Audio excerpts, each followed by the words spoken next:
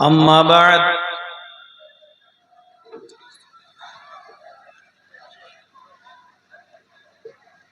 फ़इन्न खैरल हदीस किताबुल्लाह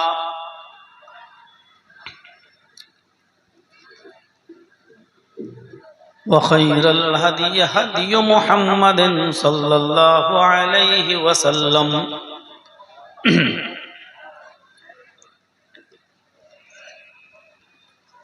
व शर्रल उमूरि मुहदसातुहा व कुल्लु मुहदसतिन बिदअह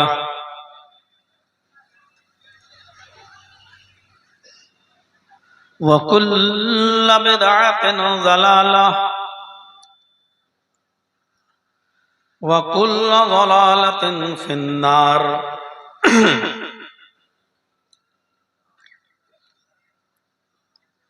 अऊज़ु बिल्लाहि मिनश शैतानिर रजीम।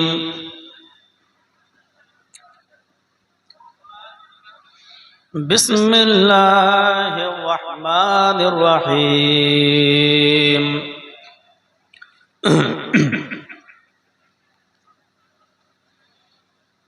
व इन तउद्दू निअमतल्लाहि ला तुहसूहा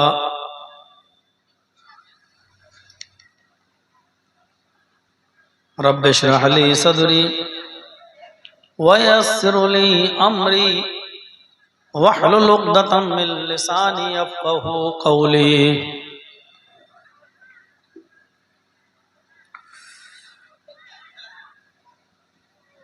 स्टेज पर बैठे हुए मुअज़्ज़ज़ व मुअक्कर उलमाए किराम और आपके इस इलाके के बाइज्जत अफराद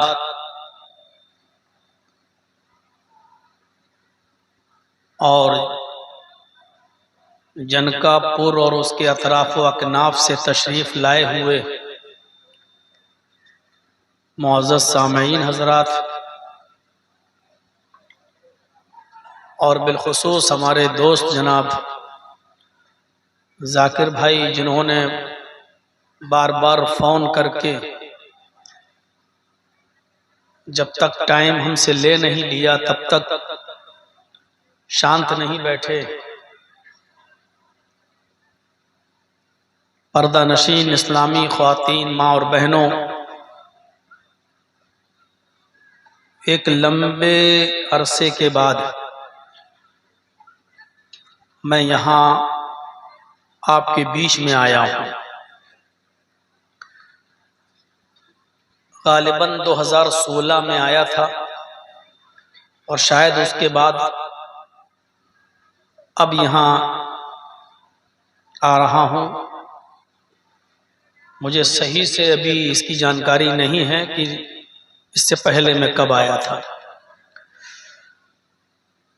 मौलाना अब्दुल गफ्फार सलफ़ी साहब ने भी इस प्रोग्राम के लिए हम पर प्रेशर बनाया, बार बार उन्होंने भी कॉल किया और उन्हीं के कहने पर ये 26 जनवरी का प्रोग्राम मैंने आपके यहाँ फिक्स भी किया। यकीनन उनको भी इस इजलास में आना था। कल तक हमारी जो उनसे गुफ्तगू हुई तो गुफ्तगू यही थी कि वो आज के जलसे में आएंगे, लेकिन आप हमारे यूपी का माहौल नहीं समझ पा रहे हैं। वो एक सरकारी मुलाजिम हैं और सरकारी एजेंसियां कब छापा मार दें इसका कुछ पता नहीं रहता है, खास तौर पर मदरसों पर। और हम ही लोगों में से कुछ जासूस भी होते हैं जो जासूसी कर देते हैं कि देखो भाई, पढ़ाते हैं मदरसे में और करते फिर रहे हैं जलसे।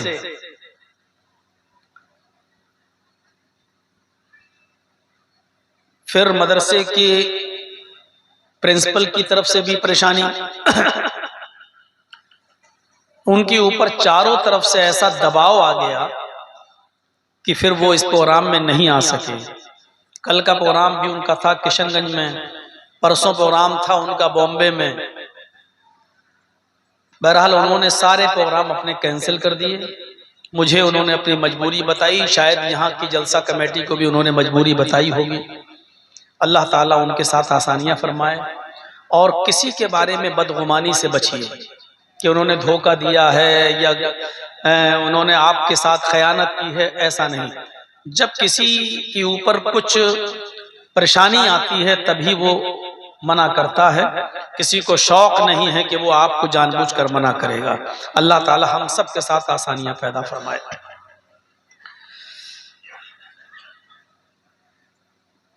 मैं आज आपके रूबरू हूं।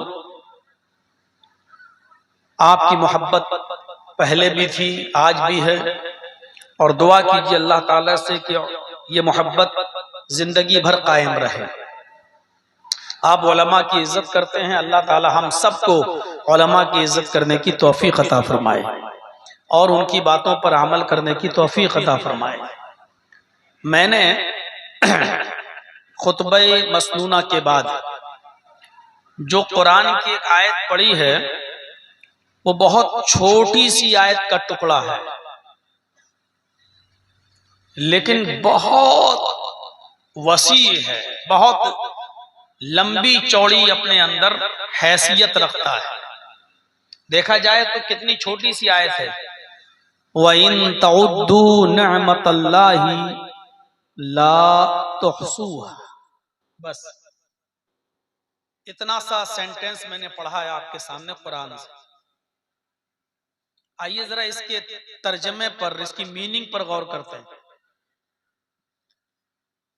इन तउद्दू निअमतल्लाहि ला तुहसूहा, इसका मतलब होता है कि मेरे बंदो, अगर तुम मेरी नेमतों को, मेरे इनामात को, जो मैंने गिफ्ट्स उतारे हैं, जो मैंने इनाम तुम्हें दिए हैं, जो नेमतें हमने तुम्हें दी हैं, इन नेमतों को अगर तुम शुमार करना चाहो, इनको काउंट करना चाहो, इनको गिनना चाहो, तो तुम नहीं गिन सकते। इन तउद्दू निअमतल्लाहि ला तुहसूहा, बस इतनी सी बात। और इसी पर आज मुझे कुछ गुफ्तगू करना है आपसे। इन तउद्दू निअमतल्लाह, अल्लाह की नेमतों को शुमार करना चाहो, अल्लाह की नेमतों को गिनना चाहो, अल्लाह की नेमतों को काउंट करना चाहो, तो तुम काउंट नहीं कर सकते, गिन नहीं सकते, शुमार नहीं कर सकते, थक जाओगे। अल्लाह की नेमतें खत्म नहीं होंगी, लिख नहीं सकते तुम।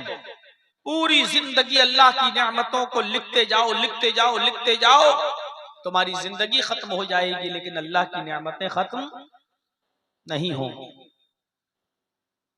कुल लौ कानल बहरु मिदादन लिकलिमाति रब्बी, एक मिसाल दी है, एग्जाम्पल दिया अल्लाह तबारक व तआला ने। जिस जमीन पर तुम रहते हो, ये जमीन, ये खुशकी, ये धरती 1/4 है पूरी दुनिया का, 1/4, चौथाई हिस्सा है। इससे 3 गुना ज्यादा पानी है दुनिया में। जिस हिस्से में इंसान रहता है, ये 1/4 है, 1/4 है। इससे 3 गुना ज्यादा पानी है। जो लोग ज्योग्राफिया पढ़ते हैं, भूगोल पढ़ते हैं, उनको अच्छी तरीके से मालूम होगा। पूरी दुनिया के जिस हिस्से में हम रहते हैं, ये 1/4 है, 3 गुना ज्यादा पानी है। अल्लाह ताला फरमाता है, जमीन पर जितना पानी है, जितना समंदर है, जितना पानी है, उस पानी की तुम स्याही बना डालो, इंक, रोशनाई, कितना समंदर होगा? 3 गुना ज्यादा समंदर, 3 गुना ज्यादा पानी।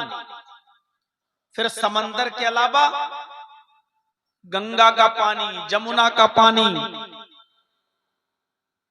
तालाब का पानी, पोखरे का पानी, कुओं का पानी, हैंड पाइप का पानी, समर का पानी, जो पानी हम और आप पीते हैं वो भी पानी, सब पानी उसमें जोड़ लो, सारे पानी को शामिल कर लो, सबकी रोशनाई बना दो, इंक बना दो, सबकी स्याही बना डालो। फिर अल्लाह ने कहा सबकी स्याही बना डालो, रोशनाई, इंक, और जितने भी दरख्त हैं, पेड़, उन सारे दरख्तों को काट कर, उन सारी लकड़ियों को काट कर उनकी कलम बना डालो, पेन, उनका कलम। और रूए जमीन पर जितने भी वर्क हैं, कागज के हों, दरख्त के पत्ते हों, चमड़े हों, तख्तियां हों, स्लेट्स हों, जो भी है आपके पास, जिस चीज पर भी लिखा जाता है, अल्लाह ने फरमाया उस स्याही से, उस कलम के जरिए अल्लाह की हम्दो सना बयान करना चाहो, लिखना चाहो, उसकी नेमतों को काउंट करना चाहो, तो सारे समंदर का पानी खुश्क हो जाएगा, वो सूख जाएगा। जितनी कलमें तुमने पेड़ों के काट काट कर बनाई हैं, वो कलमें घिस जाएंगी, वर्क आपके, कागज आपके, पेच आपके, पन्ने खत्म हो जाएंगे, लेकिन अल्लाह की हम्द सना, उसकी नेमतें पूरी नहीं हो सकती हैं, कोई बंदा उनको लिख नहीं सकता। समंदर का पानी सूख जाएगा, कलमें घिस जाएंगी, लेकिन अल्लाह रब्बुल आलमीन की नेमतें खत्म नहीं होंगी। इससे आप अंदाजा लगा सकते हैं कि अल्लाह ताला की नेमतें कितनी कसीर तादाद में और कितनी ज्यादा है, जिसको अल्लाह ने शॉर्ट में कह दिया।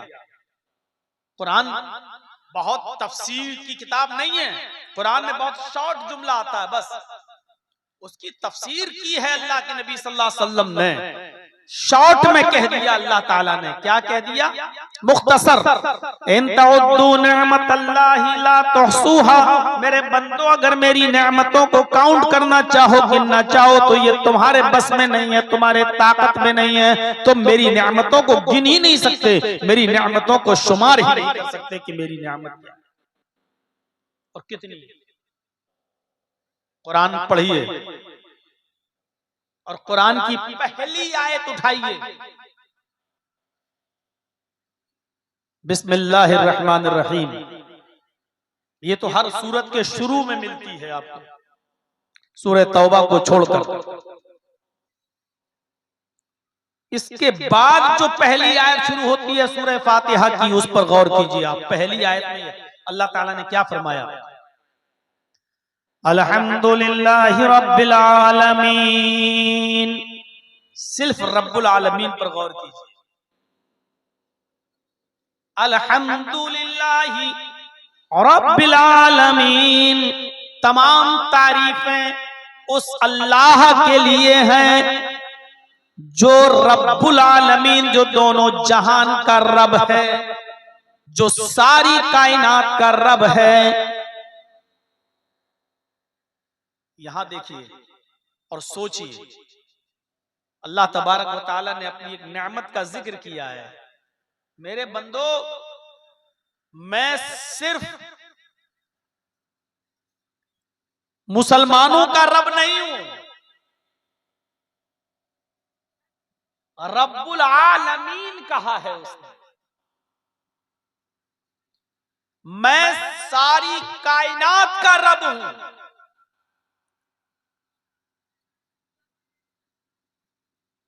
इंसानों का भी हूं, जानवरों का भी हूं, जिन्नातों का भी हूं, फरिश्तों का भी हूं, जमादातो, नबातात और हैवानात का भी हूं।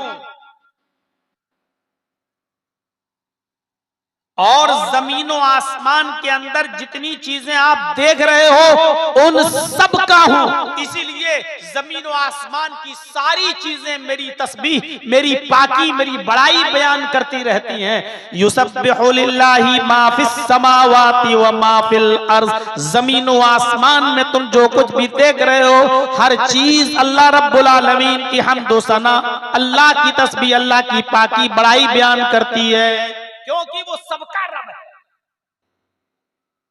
वो सिर्फ इंसानों का नहीं है। पूरा कुरान पढ़ जाइए, अल्लाह ने जहां भी कहा है यही कहा है कि मैं सारी कायनात का रब हूं। इंसानों का भी हूं, हैवानों का भी हूं, जिन्नातों का भी हूं, फरिश्तों का भी हूं, जो मखलूक दिखाई देती है उसका भी हूं, जो नहीं दिखाई देती उसका भी हूं, हैवानों का भी हूं, जानवरों का भी हूं। जिस तरह मैं तुम्हें खिला पिला के पाल पोस कर बड़ा करता हूं, तुम्हारे अंदर रूह है, उसी तरीके से एक पौधे को, एक बीज को जब तुम जमीन के अंदर डालते हो, वो पौधे को भी हम इतनी ताकत देते हैं कि वो जमीन का सीना चीर कर वो पौधा जमीन से बाहर निकल आता है। मिट्टी कितनी सख्त होती है, जमीन के अंदर किसी को आप डाल दें फिर देखिए कितनी मुश्किल से वो चीज बाहर आती है। लेकिन एक मामूली और कमजोर सा पौधा, एक बीज जिसको तुम जमीन के अंदर डालते हो, जब वो जमीन के अंदर सड़ता है, गलता है, और जब उसका कल्ला फूटता है, धीरे धीरे वो बड़ा होता है, लेकिन वो कल्ला जमीन के अंदर नहीं जाता, जमीन के सीने को चीरते हुए वो बाहर आता है, और बाहर आने के बाद फिर वो भी बढ़ता रहता है। हम उसको भी रोजी देते हैं, हम उस पौधे का भी ख्याल रखते हैं। वो चावल का दाना, वो गेहूं का दाना, वो बाजरे का दाना, वो सरसों का दाना, वो मकई का बीज जिसको तुम जमीन के अंदर बोते हो, हम उसको भी इतनी ताकत देते हैं कि धीरे धीरे वो भी बढ़ता जाता है। हम सिर्फ इंसान के बच्चे ही को धीरे धीरे बड़ा करके जवान नहीं करते हैं और उसको फिर बुढ़ापे की दहलीज तक नहीं पहुंचाते हैं, बल्कि एक फल को भी, एक पौधे को भी, एक बीज को भी जमीन के अंदर सड़ाने और गलाने के बाद उसको फिर सरे नौ जिंदा करते हैं, और वो भी जमीन के सीने को चीर कर बाहर आता है, और फिर उसमें भी हम दाने निकालते हैं। तुम चावल का एक दाना जमीन के अंदर डालते हो, हम उस एक दाने से जो बाली बनाते हैं, उस बाली के अंदर 100 दाने हम पैदा कर देते हैं। हम उस पौधे के भी रब हैं, हम पेड़ों के, जमादात और नबातात, पहाड़, समंदर, दरिया, नदी और नाले, इन सब का वो रब है। इसीलिए उसने अपनी इस पहली नेमत को गिनाया है कि यहां से अंदाजा लगाओ, अल्हम्दुलिल्लाहि रब्बिल इंस नहीं, अल्हम्दुलिल्लाहि रब्बिल आलमीन। तमाम तारीफें उस अल्लाह के लिए हैं जो सिर्फ इंसानों का रब नहीं है बल्कि सारी कायनात का रब है। जब सारी कायनात का रब है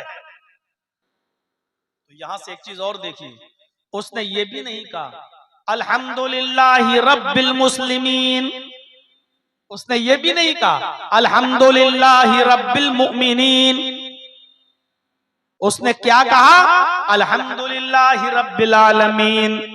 वो सिर्फ मुसलमानों का भी रब नहीं है, ये हमारी और आपकी भूल है, नहीं नहीं साहब वो हमारा रब नहीं, वो हम सिर्फ मुसलमानों का रब नहीं है, हम सिर्फ मुसलमान मोमिनों का रब नहीं है।